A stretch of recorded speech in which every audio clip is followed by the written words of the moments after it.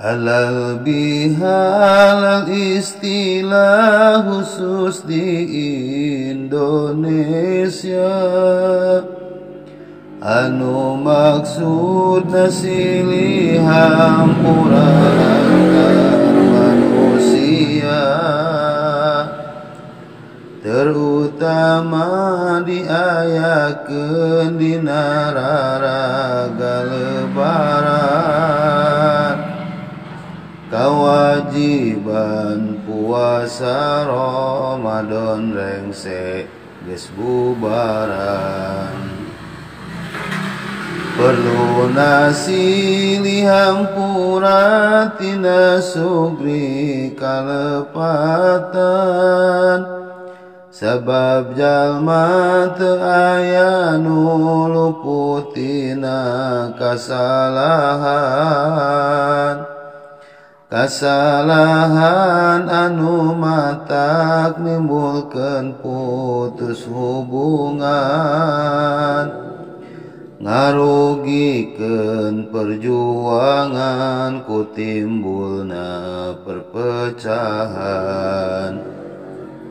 Perjuangan umat demi negakeun kebenaran, jeung ngahapus kebatilan, diperlukeun persatuan.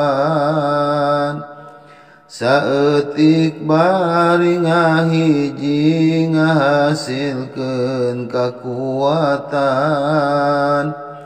loba tapi pabarencai matak jadi kalemahan. Kebatilan nu bersatu bisa jadi bakal unggul, ngalawan hak anu persatuanana amburadul. Hal ieu geus jadi kanyataan di zaman ayeuna, merjuangkeun kebenaran nyugemakeun hasilna. Perjuangan Nabi sukses karena ridho Allah semata, teu tergoda ku mangrupi tahta harta jeung wanita.